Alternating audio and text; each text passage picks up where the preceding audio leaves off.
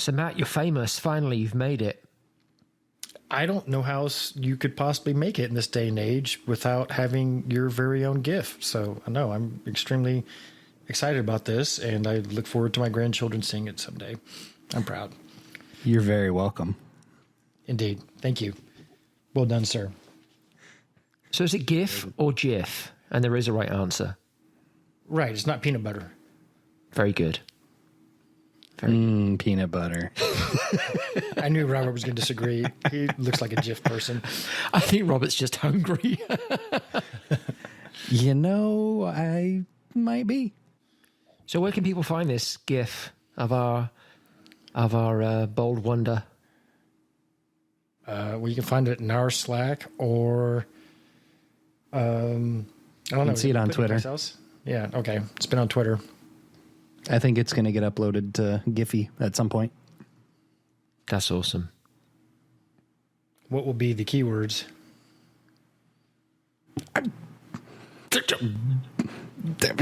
Bounce. Not touching that. Bald goal. White man can't jump. That's a good one, too. Yeah, except you can jump, and you've proved it in the GIF. I used to be able to jump many years ago. You can jump higher than Danny Hostin. Look at you. That's not saying much. Ooh, shots fired. All right, let's start the show.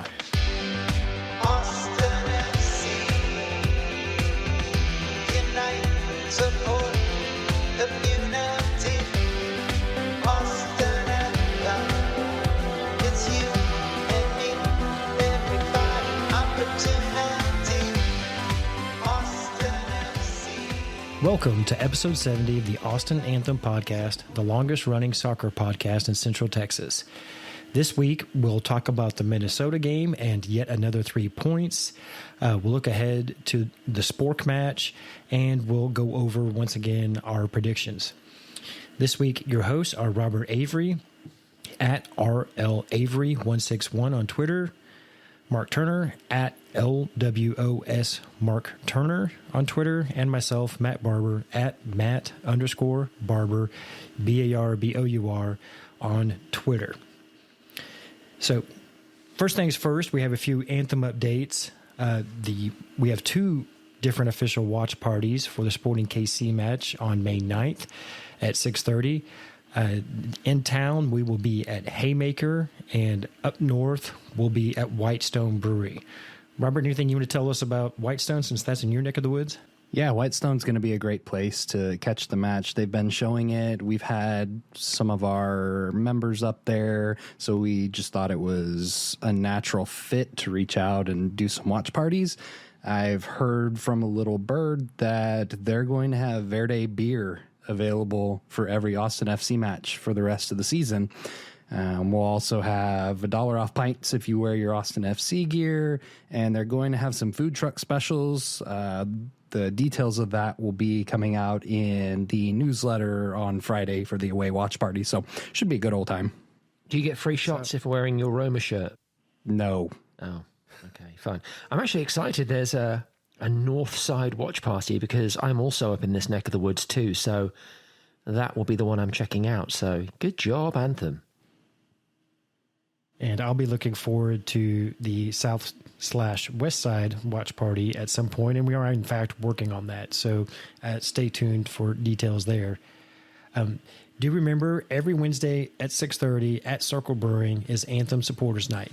We'll practice songs and chants. We'll work on tifos. We'll stand around and drink beer and talk about soccer. So it's basically just a night to come out, have fun, and meet your fellow Grackles. So please do come join us any and every Wednesday at 6:30 at Circle Brewing, right across the street from the stadium.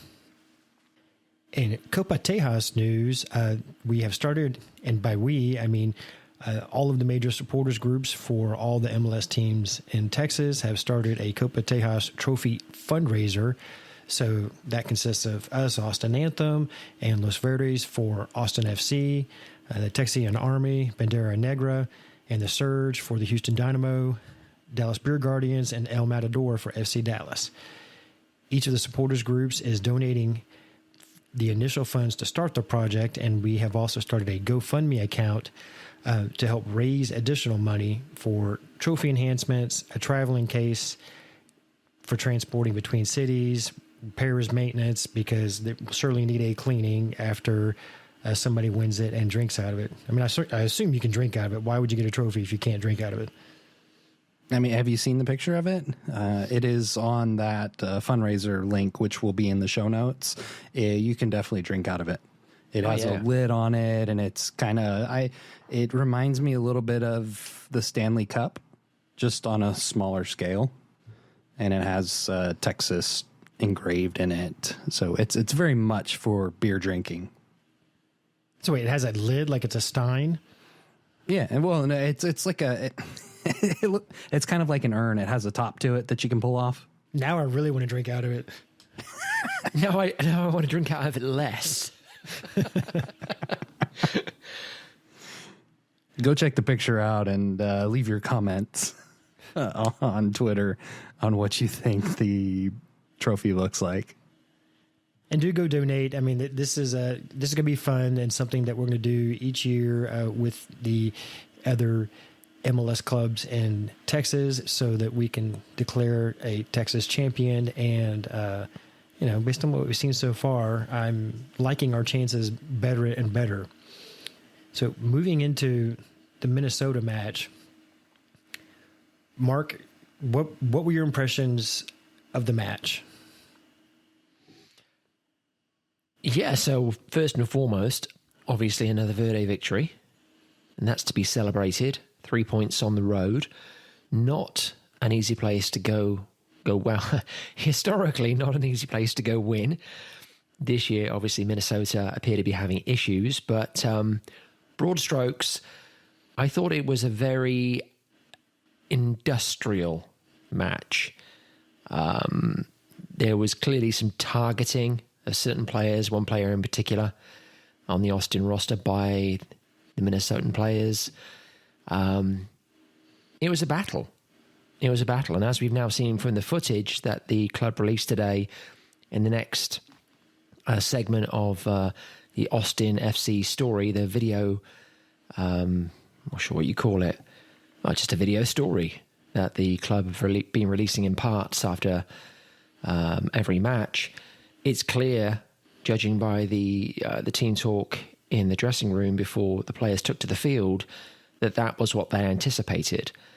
But to dominate possession, to generate the majority of the chances, to stand tall in the face of really physical opposition, and again, to come away with that 3 points, that's all progress. It's fantastic. Robert, what did you see? I saw our defense play really well. Our goalkeeper was amazing, as I allude to in our interview later on. Our attack looked good. There's some deficiencies there, I think. After that match, we may talk about that in a little more detail here in a few minutes. Maybe not, if we get to it.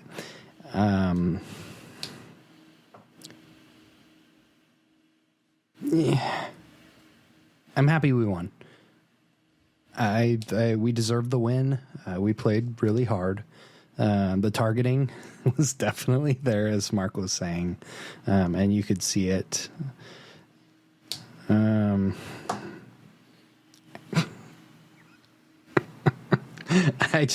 don't know anymore.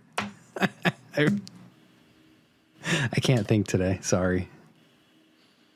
And so I was lucky enough to travel to the match. So, I mean, and there was a much smaller group than what went to Colorado, but that's only because Minnesota limited us on Los Verdes to 29 tickets. But, you know, we had a good group and we were as loud as we could be. Apparently we were seen on TV, according to the gifts that we're seeing afterwards. Can I just say, Matt, you now need to get a T-shirt printed up that says "As seen on TV." I think that's going to go in the back of my next jersey. There you go. But no, I mean, the stadium was awesome. I mean, Allianz was really, really nice. I was very, very impressed with it. The Minnesota fans were awesome. I mean, from the Blackheart, which was a supporters bar that's across the street-ish. It's a little bit farther than across the street, but nonetheless, it's walkable. They were all very cool and welcoming. All the supporters that we saw in the stadium, and people just kept stopping us and saying, "Hey, we're glad you're here. Thanks for coming." And everybody was very, very cool, very welcoming, very interested to hear about us as Austin fans, and wanted to talk to us about coming down to Austin, when they play us later in the year. So that all of that part was a great experience. As far as what I saw in the match, in the targeting, yes, I see, but at the same time, I think we're also starting to get a bit of a reputation for flopping. And in the show notes, we have Cecilio, but I don't think it's not just Cecilio. I mean, there were definitely more times where we had players, laying on the ground, anticipating some magic spray than Minnesota did. That's obviously a tactical maneuver, and it's one that is done around the world in soccer, but it's also one I would prefer that we utilize less rather than more.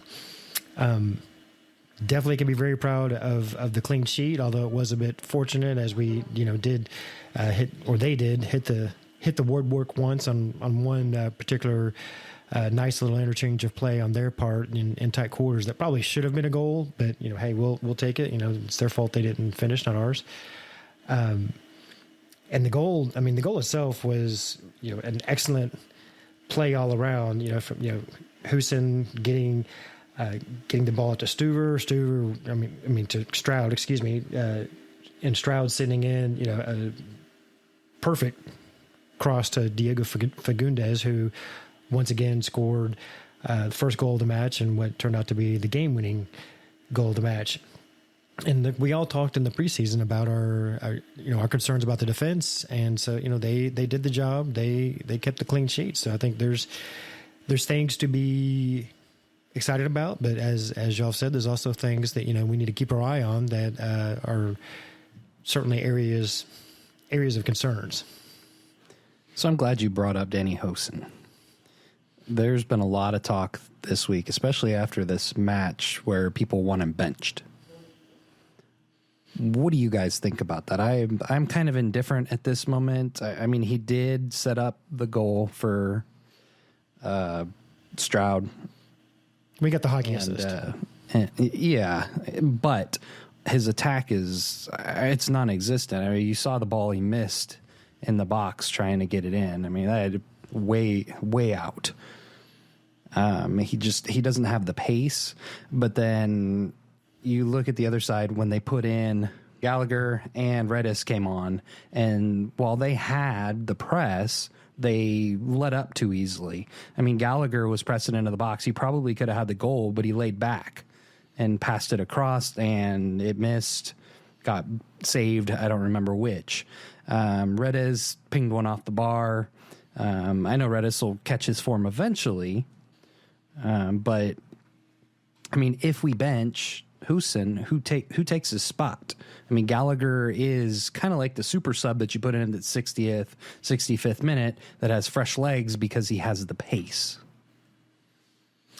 I mean, I don't think Mark and I, either one, have had any qualms about expressing, our love of Gallagher's game. But I also think you're right, Robert. I'm skeptical of how well it will translate to a full 90 minutes. I mean, to me,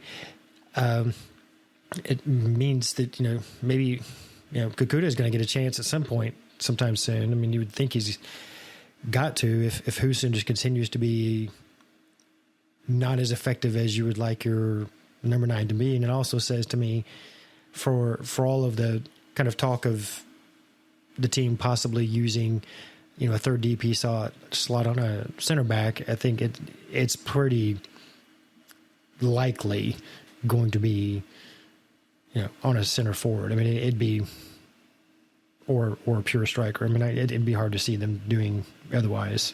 Yeah, I think when you look at Danny Houston's career, over the span of the last 13, 14 years that he's been a professional, he's scored about 60 goals in total.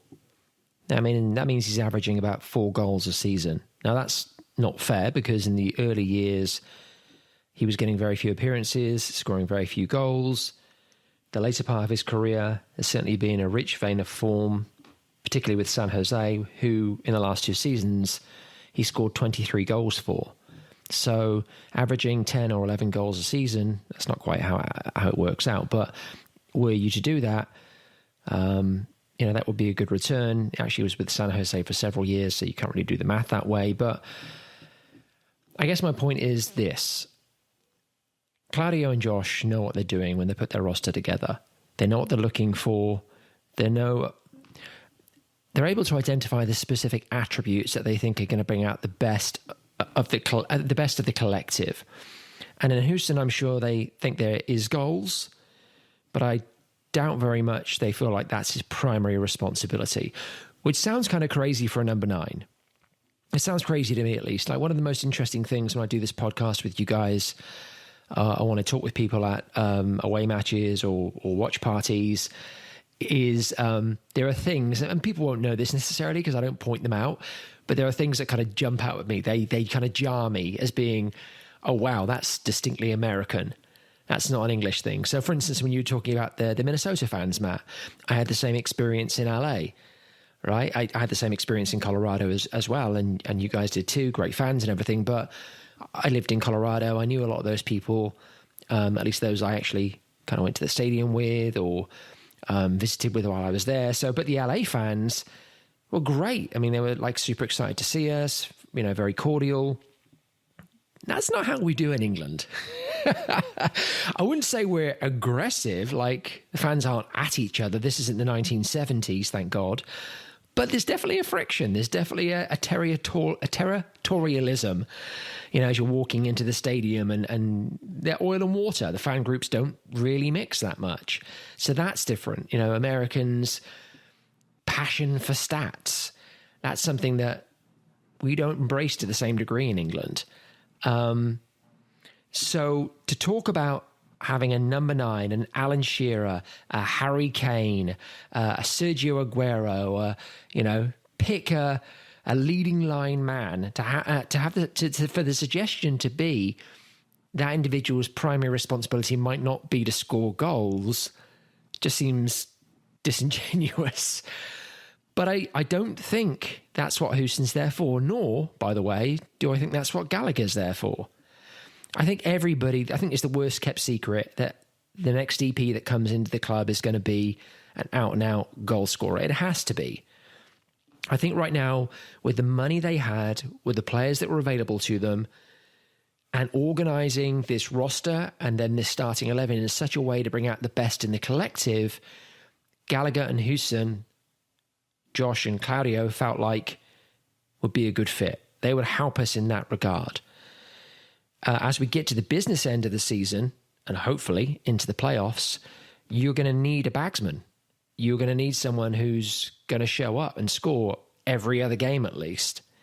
And so I think that's why that's a nailed on decision for them to be making. It's interesting. I was thinking about it today, and I was thinking about every time we do these podcasts, I'm like, okay, who can I talk about that the other guys won't talk about, right? What fresh angle can I take? And it's really hard. Think about it. Like, we talk about Stroud, we talk about Fagundes, we talk about Stuver, we talk about Ring, we talk about, Gallagher and how impactful he's been coming off the bench. I mean, we literally talk about everybody almost every week. Why? Because the collective is playing so well. I mean, everybody's doing their job.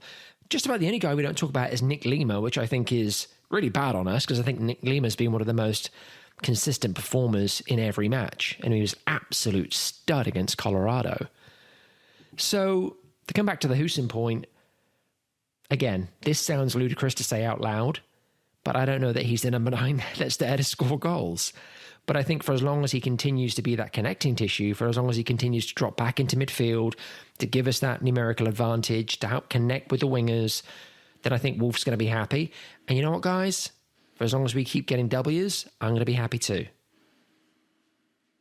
No, I think you're right, Mark. I mean, he clearly has a job to do, and it's to hold the ball long enough to allow other people that are better at scoring goals a chance and an opportunity to make a run and get into the box, and so that he can either set them up or get a pass out to the wing that gets sent back in for a cross. Just like we did against Minnesota. Well, let me ask you this. Josh Wolf made a kind of throwaway comment in a presser a couple of weeks ago.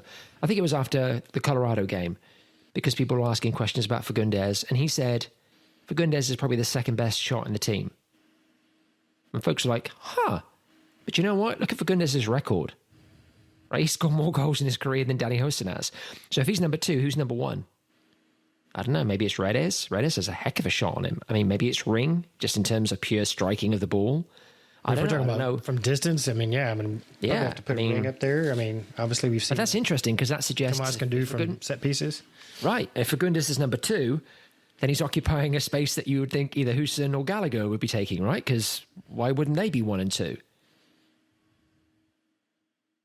True, but although there's nothing wrong with being a poacher. I mean, look, Chicharito has made an entire career out of just poaching goals, and I don't know if I've ever seen him hit one from outside the box. I know he has, but he seems to be, and I'm saying in air quotes, in the right place at the right time a lot, but that's because he's a very smart player and he makes very clever runs. So, but that's Fagundes' goals too. Fagundes' goals are basically being the same thing. So, and I will say as well, I just got to go a quick shout out to my daughter. She was at practice this week. She was playing on the right wing. She bent this gorgeous ball into the box for one of her teammates to come at the back post and side foot it home. And all I could do in the car on the way home was just tell her she was Jared Stroud. That was it. That was Jared Stroud ball. And she's like looking at me blankly because she has no idea what I'm talking about. Right. I've never been more proud. One thing I didn't mention earlier is actually Stroud's parents were sitting with us. They were in the section over at first before the game, and a couple of the Los Verdes people went over and asked them to come sit with us. So they sat right below us, and then after the match, he came over and said hi, and we all went down to the first level because, of course, we were at the very top, far end of the stadium as you put away fans. So no, that was fun. Also, at the end of the match, that the whole team came over and gave us a good clap again. So they're clearly recognizing and appreciating the support, the away support. So I've said it before, and I'll keep saying it. If you were able to get away to just even one match on the road, I highly recommend it. It's a great experience. The team certainly appreciates it, and I think you'll appreciate that you did it, because it's a very, very good time. So, 6 points out of the first 3 matches. Wait a minute. You're glossing over something that's incredibly important here. Incredibly important. Who's your man of the match? Oh yeah, and I even put that in there. Well-oiled machine, folks. Mark mesmerized me with his breakdown earlier. So, since you asked me, I'll give an answer. Mine was Ring. Just because it seemed like every time there was danger and I was like, oh crap, they've got something going, all of a sudden he had the ball. So he played the role of destroyer very effectively, and then always made the right decision on an outlet pass to get an attack started. So I just loved his game in this match. So I'm going to avoid the obvious choices. I almost went Stroud, but that's kind of a cumulative thing. I just think he's been perhaps the most consistent. Well, he and Ring, perhaps the most consistent performers of the last 3 matches. But I'm going to give it to perhaps an uncommon pick, just because I think he was such a freaking beast. And I've just been so impressed with him, because I think we were all so worried about him at the start of the season. I'm going to give mine to Romagna. Man. No way, seriously? I was going to give mine that makes me so happy. His headers. Yeah. He basically, he was laying his body on the line. Yes. For almost every single header that he had. All right, I'll go Beasler. I'll go Beasler. Ball out of the box. No, it's I think we're at a consensus 2 out of 3 for Romagna in this. Yeah, I mean, it's the Stuver. You can't look by Stuver. You can't look past Ring. Again, I think Stroud was immense. I think Lima's underrated. But I was just so impressed with him. And yeah, he really, I don't know. We haven't seen that much of him for this statement to stand up. I was about to say he seems to be playing above himself, like in terms of his confidence on the ball, almost to the degree where he's kind of cocky. Like he almost seems to hold it for an extra touch. You're like, oh, don't do that. Just get it out. Just pass. But and I don't know if that's, well, I was about to say, I don't know if that's Beezer alongside him, but he had Cascante alongside him in Colorado. And I thought he was great in that game too. So long may it continue. Yeah. I mean, he looks like he's 2 of most attackers. Romagna's big guy, wide guy, and I think people are thinking twice about attacking directly at him lately, the way that he's been playing. So hopefully he keeps it up and our back line holds together like it has. Yeah, I think Brad Stuver getting a clean sheet is obviously huge. First ever in the club's history, so that can't be glossed over. But, I mean, respectfully, he had 2 saves to make. Right. And, I mean, I got to be honest, he still makes me nervous. I mean, he's a good shot stopper, but he also he makes like 1 or 2 passes a game that just make me go, oh my God, why'd you just do that? And, you know, luckily it hasn't bitten us yet, but I hate to say I feel it coming, but it just won't surprise me. And you know what, Matt, honestly, that will be okay. That will be okay, because that's a potential outcome from playing this way, and Josh Wolf won't have them play any other way. So you got to expect it. And fans, brace yourselves, right? Do not blow up Twitter, because it's going to happen. Once or twice this season, we'll get caught out of the back. We'll give up a stupid goal. That doesn't mean the team is horrible. It doesn't mean that everyone needs to be benched. It's just going to be a natural circumstance of what happens when you play this way on occasion. No, that's very fair. But playing this way is clearly working. I mean, who of us predicted that we would, have 6 points already after 3 matches?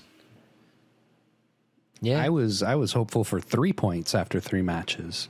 That was kind of where I was going off of. 6 points is way above my expectations for this far into the season. I mean, it's 3 matches. We're a brand new side. We played how many preseason matches? There were 5 total, and 2 of them were against MLS competition. So, I mean, for us to be sitting in 4th place right now, I know it's only 3 matches in to the season, but to sit in 4th spot in a Western Conference who is really, really good. I think we're way above expectations at this point. If we lose a couple, it wouldn't affect how I look on them. So yeah. If we lost a couple, I'd still be excited that we had 6 points. Yeah. It feels like we're making hay, because there are some teams right now that we expected to be further on, right? We expected LAFC to be further on. We expected Minnesota to be further on. We expected this weekend's opponents, Sporting Kansas City, to be further on. Philadelphia. Right. So I'm thinking more about the Western Conference, but yeah, absolutely. And there's teams on the East as well who are struggling. And while they're struggling, while they're dealing with injuries, while they're dealing with inconsistencies in their starting lineup, we know they're going to hit their stride. LAFC is a great team, right? Minnesota's a really good team too. They're still probably going to make the playoffs. They're going to hit their stride at some point. But while they're in a muddle, make hay, right? Pack as many points as you can, because chances are Austin's going to scrape into the playoffs, 6th or 7th. That's most likely. We may not. We may be higher. Who knows? But the one other thing I would say is in regards to the way we play as well, to your point, Matt, I don't know if folks saw the Manchester City PSG game today. If you didn't, you need to check out at least the highlights, because it was a really good game. But when I was watching City play, I mean, folks have alluded to, the Austin style. It's kind of akin to, or has lots of shared DNA to kind of the way City play. And that's true. It's very highly possession based. But City have this ability through their goalkeeper to switch things up. And their first goal today was phenomenal, because it got laid back to the goalkeeper and he drilled it into the left-hand channel, into the attacking third of the field, that the left back then collected the ball in. And as the commentator pointed out, that wasn't a clearance, that was a pass. It was a 60, 65 yard plus pass. And it was strategy. It was like, we're going to draw you in, we're going to draw you in. And every now and then, we're going to ping it out there, right? And we're going to change things up. That directly led to a goal. The left back cut it back to De Bruyne. His shot was deflected into Mahrez's path. He scored. And I was looking at it going, we surely have that in our locker. When you've got guys out on the wing that are as quick as Stroud, as quick as Redes, as quick as Dominguez, I'd like to see that every now and then. So it'd be interesting to see whether or not Wolf layers that into what Austin are doing, particularly as he alluded today in the press conference. He knows that teams are going to start pressing us even harder, right? Knowing that we like to possess the ball in our half. And we got to expect that additional intensity. How are we going to counter it, right? It's time for us to mix our game up. Yeah, that was an interesting match. There was also, did you hear, Mark, just because you brought the game up, when after the red card, what the announcer said? It was really, really, I wouldn't even say goofball. It was just like uncalled for. I think he ended up apologizing for it later, but he said something like, well, it's that Latino attitude or something like that. And like, he just got absolutely destroyed on Twitter for it, thankfully. But that's just something you would never hear out of, speaking of differences between the U.S. and Europe, you would never hear that out of an American announcer at all. Yeah, I did hear that from Jim Beglin, a former Irish international. Yeah, I couldn't think of his name while I was saying it, but no, yeah. So, power rankings. ESPN has us 13th. MLS has us 9th. Do either one of those sound right to you, Robert? I think the MLS is spot on. I read both of them. ESPN lately is just a bunch of trash, and this proves it. 13th is very disrespectful. We're 7th or 8th. If you look at record, goal differential, they may be also basing it upon how the teams looked last year, which you can't really do because we weren't around last season.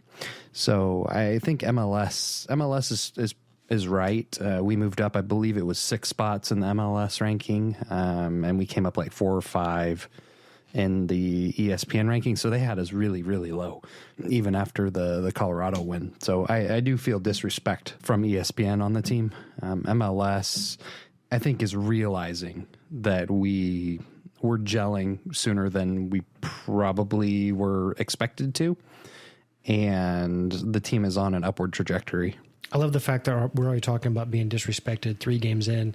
Like, give us our props at how good we actually are, which, I think I would still probably rather err on the side of, things have been good so far, but at the same time, I'm trying to keep my hopes and expectations low. Like, Mark's talking, you're talking like you basically expect playoffs at this point. And I still, want to kind of roll that back a bit and say, that's still going to be difficult to achieve. And if we do achieve it, well, then, yeah, we will have been a very good team, much better than anybody would have expected going in. Basically, I'd rather expecting playoffs. I still don't think we're going to squeak in. It's early season, but they need to give credit where credit is due on these things. As you keep winning, you should move up the power rankings. As you start losing, you should move down the power rankings. It's just how those things work. Yeah, I refer you to my preseason playoff predictions. Let's leave that right there. I'll also point out as well, I'm the only one of us that said Manchester City would win the Champions League. So I wasn't in that battle, so leave me out of this. That was Jorge. You can drag him in. I'm also going to refer you to the fact that I said earlier that Americans are crazy about stats far more so than we are in England. Every time I hear power rankings, I don't know why, but I hear the theme tune for Power Rangers in my head. Go, go, Power Rankings. I have no truck in these. I really don't. I don't understand. That needs to be a bumper from now on, Robert. I don't understand how they're calculated. To me, they're kind of nonsense. Folks are so obsessed anymore with XG and even XA. I had somebody remind me today about how the football field is apparently broken up into 18 different zones. I dry heaved. I just have no truck with it. So I know folks get very animated about this, and folks, hanging on, seeing the power rankings every week, and that's okay. Each to their own, but I don't even have a comment beyond that. So we are about to talk about next week's, or we have an interview talking about it next week's Sporting KC match. But before we get to that, we do want to make sure everybody's aware of a couple of schedule changes real quick. The July 17th match at Sporting Kansas City has been moved to June 12th. And I think, we can speculate on the reasons for that. It isn't official yet, but it's going to be good news. And then they have actually confirmed that schedule change was because of Gold Cup today. They haven't said any matches or when they're going to happen, but it was put out on Twitter that this is because Gold Cup. There you go. Breaking news 2 days after we recorded. And then May 29th, the May 29th match at Seattle Sounders has been moved to May 30th. So that'll be Sunday night, but it'll also be a nationally televised match on FS1. So those are two good moves. Well, what does that make our total of nationally televised games? 7? 12, I think. 8? 12? Yeah, I was close. Nonetheless, it's an impressive number in MLS, the new shiny thing always gets a lot of attention, but at the same time, they clearly saw something in the early returns, ratings-wise, that made them want to make that move. So good on Austin FC fans for tuning in and putting plenty of eyes on the team. So now moving into looking at next week's match at Sporting, Robert and Mark both had an opportunity to talk with Last Word on Soccer Kansas City's managing editor, Daniel Sperry. So we are delighted to be joined on the Austin Anthem podcast by one of my brothers from another mother, Daniel Sperry of this parish, of Last Word on Soccer Parish. When I say this, I mean the writing organisation that Daniel and I both work for. Also got Robert Avery here with me as well, and he and I are going to, we're going to head behind enemy lines and see what we can find out about Sporting KC. Daniel essentially does the job that I do for Austin, although I'm sure he does it better, covering Sporting KC. So we're going to ask him all things Sporting KC, get a sense of how their season is going so far, and see what we can find out. Hey, Daniel, how's it going? Going good, man. I'm excited to be talking about Sporting, talking about Austin too. This is a juicy matchup, so I know folks in Kansas City are looking forward to it. I'm sure some in Austin are as well too. Absolutely, yeah. Robert, are you looking forward to it? No, not at all. Yeah, I think so far out of all the matches we've had this season, this is probably the one that I've looked forward to the most. I mean, the LAFC, I knew we were most likely going to get beaten. The other two, I had a feeling we were going to win. This one is more evenly matched. So interesting. Okay. So why don't we spend a few minutes then talking about Sporting, talking about Austin's latest adversary, the one that puts so much excitement into Robert. Let's find out why. So Daniel, what can you tell us about Sporting's season so far? Obviously, right now they have a 1-1-1 record, which I love the symmetry of that. That's very pleasing. But what does that tell us about Sporting KC? What are you seeing so far this season? I think I always like to take the first 10 games as a good judgment span. But considering the injury problems that they've had to start, it's really hard to really kind of nail down who they are. The first match of the season, they played a very hectic match against the New York Red Bull, as every match against the New York Red Bull is. It was about 50-50 split possessions, but both teams had possessed the ball almost over 180 times. I mean, it's constantly back and forth, a lot of forcing turnovers, a lot of pressing each other. They were able to win that 1-1. They gave up a late goal in their home opener against Orlando City 2 weeks ago to Nani with a great back heel flick. And then they went on the road to RSL, were up 1-0 and in control of the match for the first 35 minutes or so. And then RSL took over the rest of that match. And so it was it's been some question marks.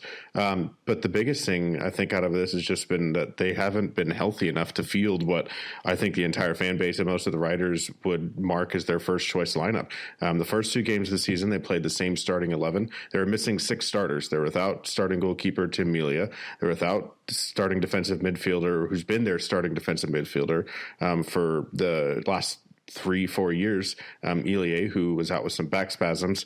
The entire front 3 was outside of Kyrie Shelton, was probably not who you would expect to be their starting front 3. And, you know, I think, and then both fullbacks, arguably Graham Zusi and Amadou Dia, who were both starters through the postseason last year, were also out with injury. So they're missing a lot of pieces through injury through those first 2 games. We saw Johnny Russell go more than 15 minutes for the first time as he started at Real Salt Lake. Alan Pulido scored a goal and played about 70 minutes. He had played the entire second half against Orlando City, so his fitness levels were obviously getting back there. We saw a return from Elie in the match against Real Salt Lake, and then after one of their center backs went down with a hamstring injury against Orlando, they started a 19-year-old homegrown player, Kave Rad, at center back, and that was some adjustments that he quite learned. All right, here's the pro game at MLS level, not so much USL. Oh, and by the way, you had to do it in Utah at almost 5,000 feet, which by all accounts from players that I've talked to, kind of because of the air and environment in Utah as opposed to Denver, it's actually harder to play in Sandy as opposed to playing at the Mile High in Denver, which I thought was an interesting take that I had asked around about. So, you know, you get that they finally start to look like maybe their first team against RSL, and then altitude and just some of the youthful mistakes that the back line and the midfield made. And I think there's some inconsistencies just because of the lineup's been so inconsistent. And there's a few new players in key spots that are learning to get some chemistry with their new teammates, and at the same time they're doing so while those teammates are in those positions for the matches are constantly changing due to injury. So it's been very kind of all over the map. Obviously, the 1-1-1 record helps kind of sell that.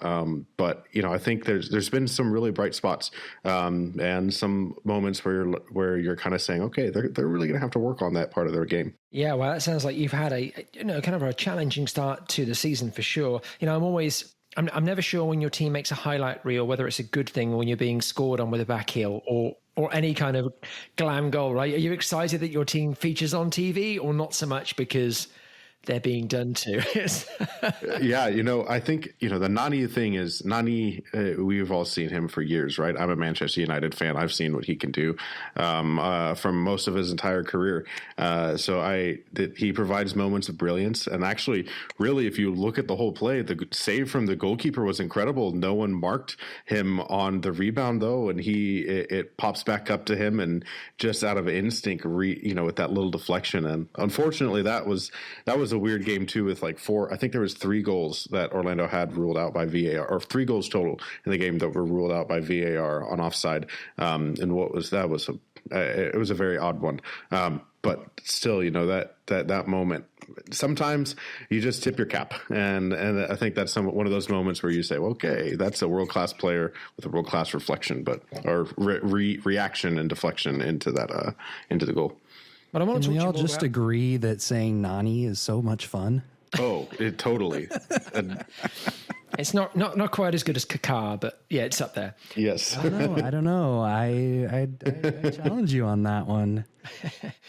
I want to talk to you about Sporting KC's style here in a moment, which, you know, to your point, they may be struggling to develop this season so far because they've had such a challenging start with injuries and with changes in the starting lineup. But, you know, Austin have begun to develop a really specific style this season. And obviously we've had the benefit of having a pretty stable roster to do that. But I'm going to be curious to hear in a moment from you about Sporting KC's style and the way that they play. Before we do that, though, knowing that Americans love their stats, Robert, I'm going to throw some at you and ask whether or not you think these stats have any bearing on this weekend's match. So looking at the defensive records right now, obviously, Robert, you're pretty familiar with Austin FC's conceded 3 goals in 3 games, kept a clean sheet so far already this season. Sporting KC have conceded 5 goals and haven't been able yet to keep a clean sheet. As far as attack's concerned, Sporting have had 17 total shots so far this season, Robert, 9 on target. If you look at Austin's record, 33 shots with 14 on target, so 50% better record. And if you look finally at distribution, passes specifically, Austin has a success rate edging up on almost 84% in terms of their pass success rate, whereas Sporting KC at 76%. The numbers suggest Austin are better in all areas of the field and are able to tie things together more effectively than Sporting. Do the numbers lie, Robert? Looking at the team currently, I don't think they lie. As Daniel was saying, Sporting KC has quite a few injuries on the squad. I think that probably lends to some of those stats that we're seeing and why we're higher in every category right now. We're not going to be able to keep those percentages. I guarantee you that. Our passing out of the back was crisp this last match, but there have been some times that it looks like it's going to get away from them, and it's an easy way to give up a goal really quick. Our goalkeeping has been rock solid, though. Stuver is amazing. I don't know how else to put it for us. I think it surprised all of us. So, yeah, a long way to say currently, yes, the stats do point to and confirm that we are better, but there's some caveats in there. Right, so the possession piece, playing at the back, those all speak to the style that Austin's trying to develop, which is a beautiful segue, Robert. Back to you, Daniel. Talk to us about Sporting KC and the style that you've seen out of this team over the last couple of seasons. What's the DNA of Sporting KC? What are they trying to do? How are they trying to play, ideally, once they have all their players fit and a settled starting lineup? Oh, Sporting Kansas City's going to press you. They're going to press you in high areas on the field. There's a lot of certain triggers that they have that will send them on the hunt. Peter Vermees tactically aspires to a little bit of Pep Guardiola-ish, a little bit of Jurgen Klopp style. They will counter press you. They will push you they will press you well into your defensive third if they don't believe that you can.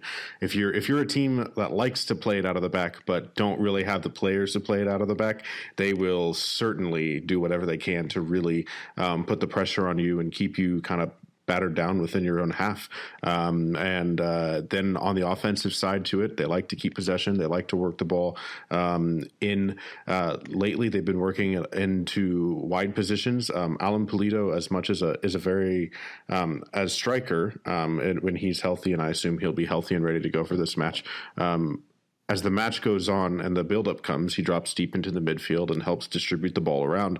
And so sometimes as he is getting back into the box to get into position, that ball finds its way out into the wide channels and they're smashing balls back in behind the back line.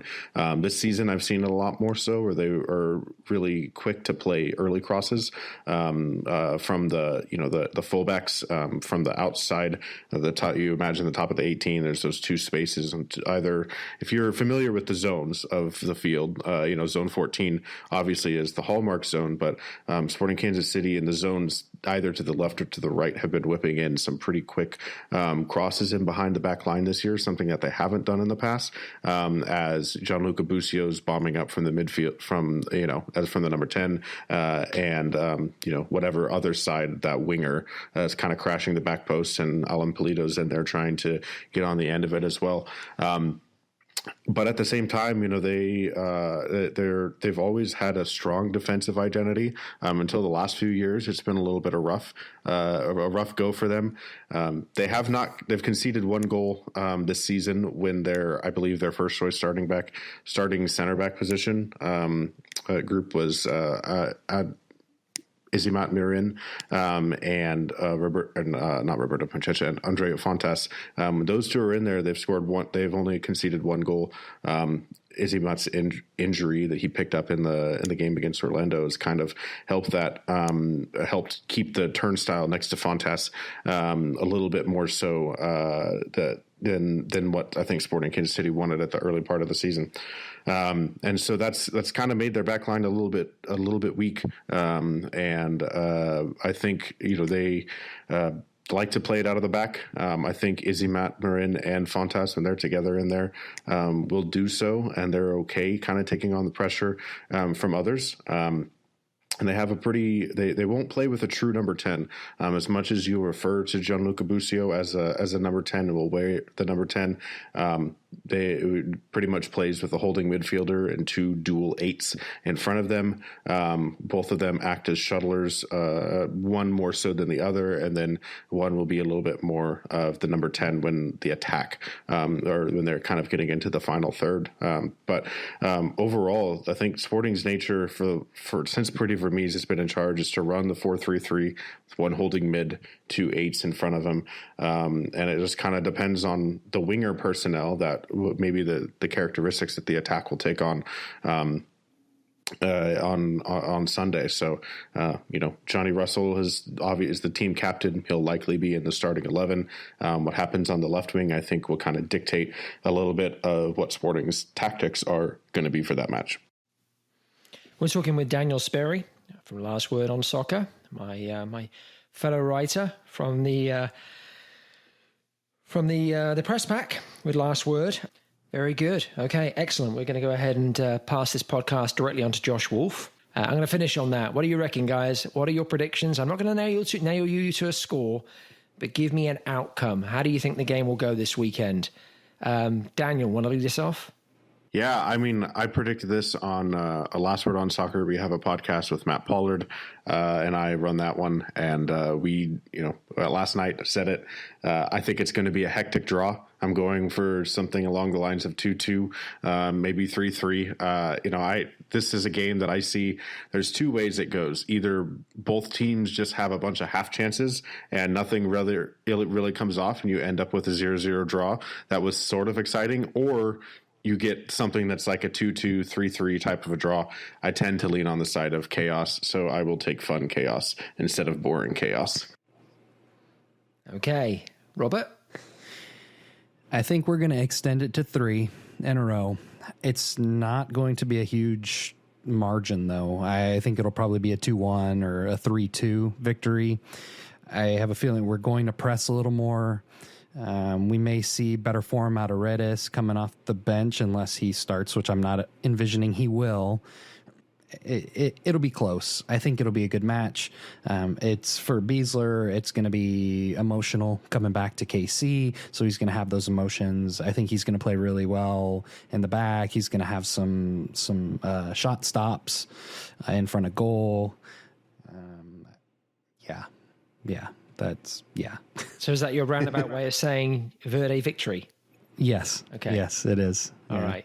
Good. Well, I'm going to leave it at that. I'm not even going to side with one or the other of you. I think you both know where my heart's at, but we'll leave it there. I think that Sporting KC definitely, to your point, Daniel, they pose different attacking problems for Austin, unlike anything we've seen so far this season.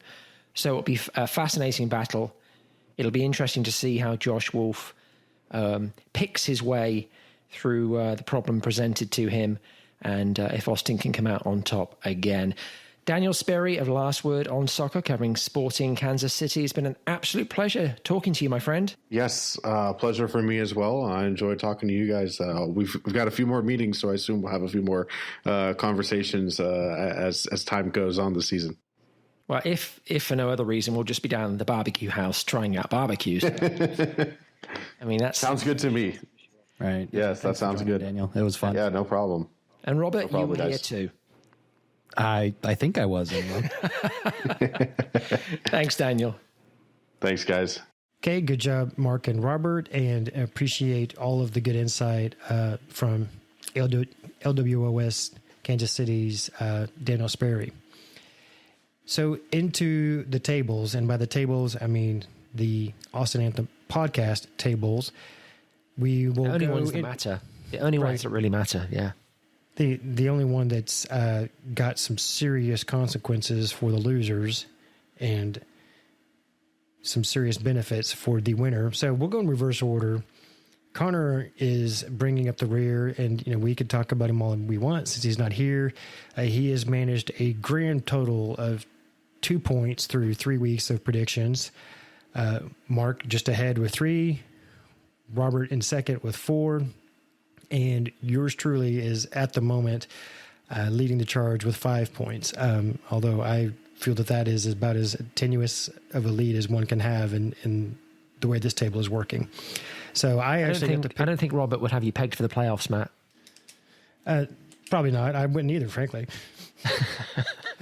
I know my history with making picks. So this week was my turn to make all the picks, and I went, I guess, a slightly different direction from what everybody else had done. I mean, for one thing, I didn't do any of the Champions League games, either UEFA or CONCACAF, simply because they will have been past all of them by the time we actually released this episode. So I wanted to have matches that were still in the future for the listeners. So first match I picked was El Tráfico, LA Galaxy versus LAFC. Robert? Good pick. So seeing that LA Galaxy got kind of manhandled in Seattle this past weekend. That's no joke. My prediction of Chicharito getting another hat trick was way off base on that one. So this weekend, I am picking LA Galaxy 2-0 over LAFC. I think they do come back, and I do think Chicharito scores. We're just going to go with 1 this time, though. Err on the side of caution there. But yeah, 2-0 LA Galaxy. Mark, what do you have? Well, I just want to take a moment to appreciate, yes, the Sounders were devastating, but I actually wept real salty human tears when I saw that Jimi Hendrix uniform for the first time. I was texting with you guys. I mean, thing of beauty. And they even got the shorts and the socks right. The one thing they didn't do is they didn't go with an orange body goalkeeper jersey with purple panels. That was a missed opportunity, but I can just make it the opposite colors. Yeah, and I think every time they wear that uniform, they should win by default.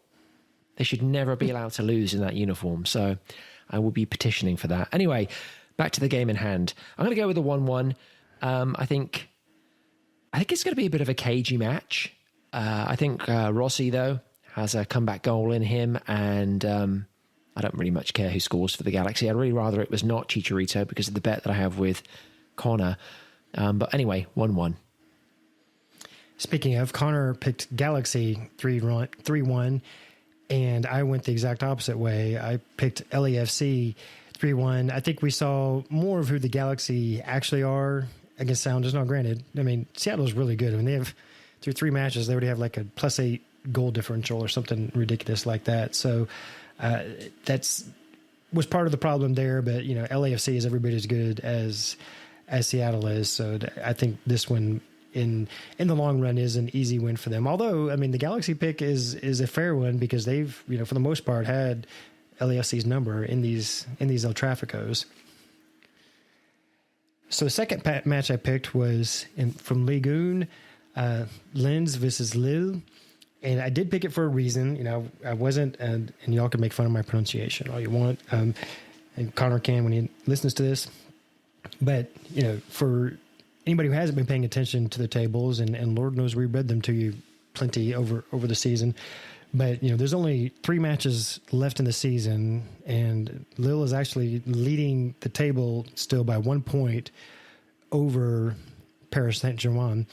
God, that was terrible. My French is no good. And this is probably Lille's hardest match left. Their other 2 are against teams that are, much lower on the table and, ones that they probably should win. So, but this is kind of a must win for them. If they're going to win the title, they have to win this match. So where are you, Mark? So I'm using this game as a differentiator, because I noticed all of you went with Lille, which is a smart pick for obvious reasons. and Lille did batter Lens 3-0, I think, earlier in the season. So all the smart money's on Lille. But again, to use it as a differentiator, I decided to go with a 1-1 again.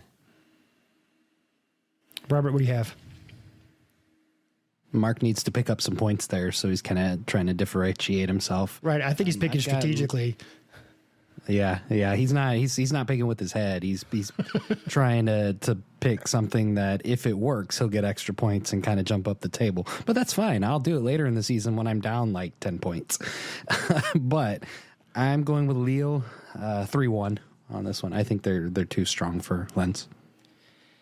And let's see, Connor picked Lille 2-0, and I picked them 1-0. I think it'll be a nervy match, but that they win in the end, and then that they are well on their way to winning Ligue 1, which would be pretty big for sure for PSG or one of the other big French teams to not end up finishing on top. Yeah, it actually would be, can I just say quickly, there would be a huge changing of the guard as well in French football, not just on the men's side of the house, but the women's, as we pointed out, I think a couple of episodes back, with Lyon not making it to the Champions League final on the women's side of the house. Yeah, that shows, that's huge. That's kind of exciting. I was about to ask you, Mark, I mean, do you think that would be on the level of Leicester City winning the Premier League? Oh, yeah. Yeah, I think it's right up there. I think when you look at other large French teams, big brands that typically might look to unseat PSG. You're looking at Monaco, you're looking at Marseille. So, yeah, for Lille to achieve that would be huge. Agree. Totally agree. And then the last match I picked was Everton versus the Hammers, West Ham. And kind of, again, West Ham right now is in fifth in the Premier League, and so they're on track to go to Europe. But they, of the remaining matches, this is clearly the hardest one they have left. I think, like they play West Bromwich Albion, Brighton, and I think Southampton maybe. Nonetheless, all teams that are in the lower half of the table, if not relegation zone. So if they're going to end up making Europe, this one's just a must win for them. So, Mark, what do you have for this one? Yeah, I think it's hard to look beyond a West Ham victory here, not least of all because of my boy Antonio. Mikel Antonio spent 2 glorious seasons with Nottingham Forest, and he's legit. I mean, he's every bit a Premier League player. I actually think he should be threatening the England roster, honestly. I don't think he gets enough love. So, yeah, I'm going with a 2-1 in favour of the Hammers. Robert? So I looked pretty deeply at this match. Originally, I was going to pick Everton. And then I remembered what Everton does at the end of every single season. They start losing. And then I looked at goal differentials. Oh, boy. So I went with West Ham, but it's going to be a low-scoring match, I think. So I've got it 1-0 West Ham. So there's a thing in England called the Everton Cup. And the Everton Cup is for the team who in the Premier League comes 7th at the end of the season. And what club do you think has done that more than any other? A clue's the name. Hey, now. Yeah, so I don't know if Everton are even going to be able to secure the Everton Cup this season. We'll see, but... So I think with this pick, or set of picks, we have 2 firsts out of our now 4 weeks worth of picks. So the first one is, I think this is the first time that 2 of us have picked the exact same score on the exact same side, because Connor and I both picked West Ham 2-0. And this is for sure also the first time that we've all gone the exact same direction on a pick. Nobody picked a draw. Nobody picked Everton. Everybody's going for West Ham.